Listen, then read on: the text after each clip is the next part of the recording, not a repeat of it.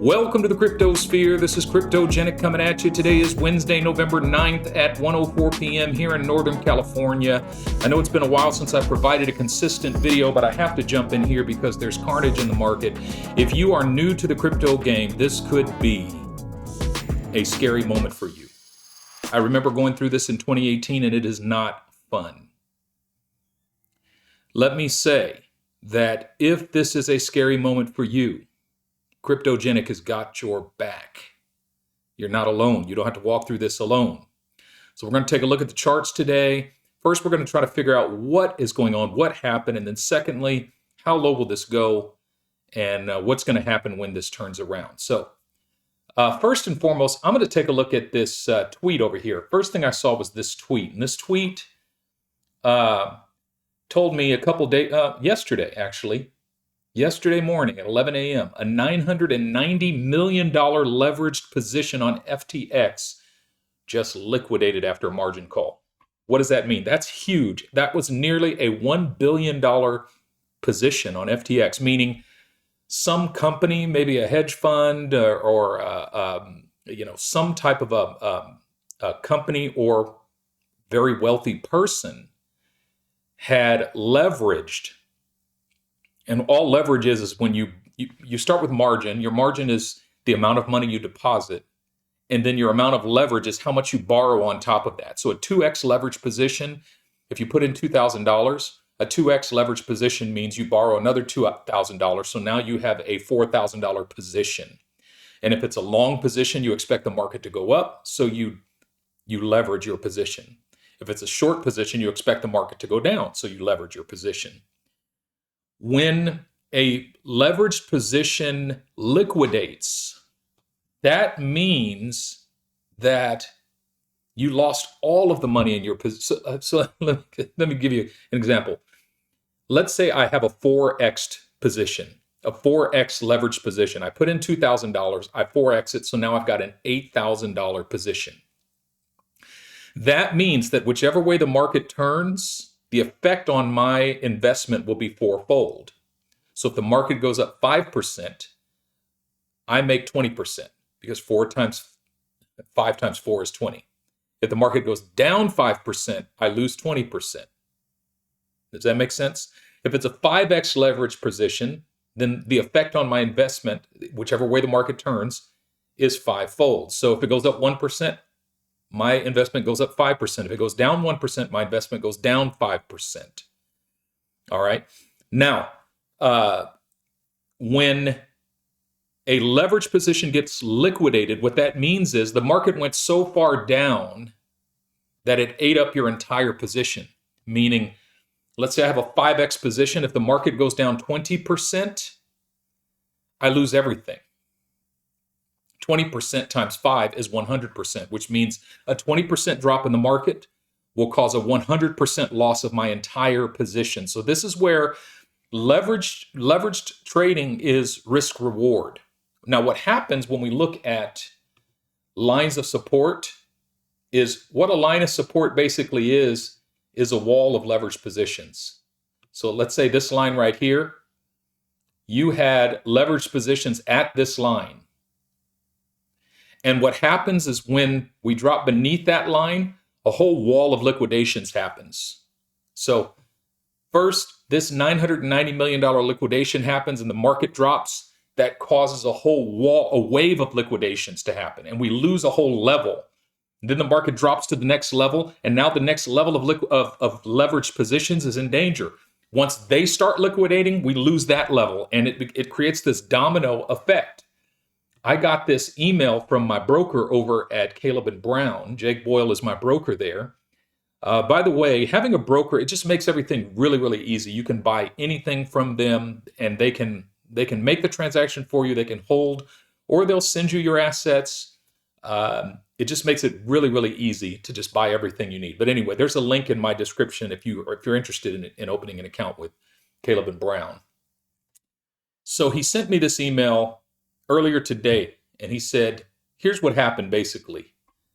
A leaked balance sheet has called into question the solvency of FTX, and more specifically, their interlinked entity, Alameda Research. Binance CEO later announced that Binance would be liquidating its FTX token holdings. Alameda liquidated a lot of its collateral in order to defend the price of FTT, which is their native token. The value of FTT dropped 70% within a 24-hour period, bringing down the rest of the crypto market through cascading liquidations, with Bitcoin dropping 10% and most altcoins down 10 to 30%. Binance has since issued a letter of intent to acquire FTX, announced by the CEOs of both companies. What does this mean? Previously, it was not clear how closely tied FTX and Alameda Research were, so the risk remains that there are other implicated parties in trouble. In other words, what he's saying is we don't know how all of these entities are connected, and entities that we think are completely independent might be connected somehow secretly. In the last 72 hours, FTX saw roughly $6 billion of net withdrawals. FTX has since suspended withdrawals. Fears are swirling around the solvency of other exchanges, meaning now people are going, well, is Coinbase solvent? Is KuCoin solvent? And so what this does, you see how the domino effect happens? So there's an element of risk in holding assets on centralized exchanges, especially in times like this. And then he goes on to say, Caleb and Brown is fine because they're not an exchange and they're not in danger of liquidating. He sent the email. Number one, they wanted their clients to understand what was going on. But number two, they didn't want us to fear that they're next. All right. So that's basically what happened. You had this wave of liquidations that created a market-wide crisis. And so now looking at Bitcoin, we lost all of these levels of support. If we can kind of zoom in here a little bit.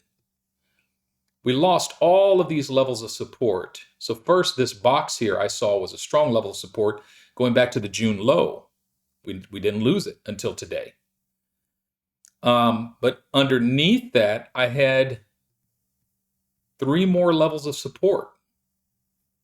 Well, first this line here and then this line here. 2 more levels of support. The third is the trend line.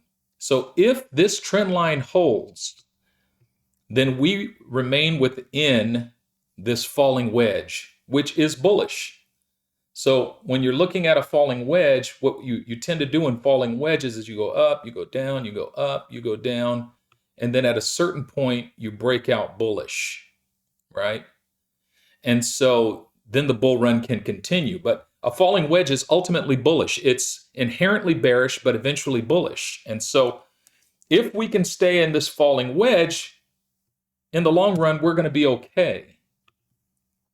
If we break beneath the falling wedge and close beneath the falling wedge on a weekly chart, now we have to reevaluate everything. But here's the key for me. The key for me is the money is waiting somewhere. So remember, the crypto market is actually not driven by retail investors like you and me. The big money controls it.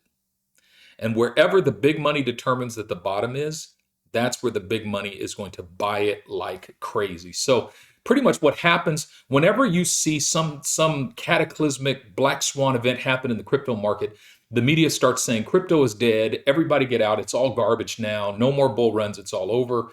You know, we saw that when we saw this huge bearish engulfing candle that went all the way down to $3,900. And the media was saying it's over. It's done. Bitcoin is done. All that happened here was the money decided, the big money decided 3,900 is the bottom.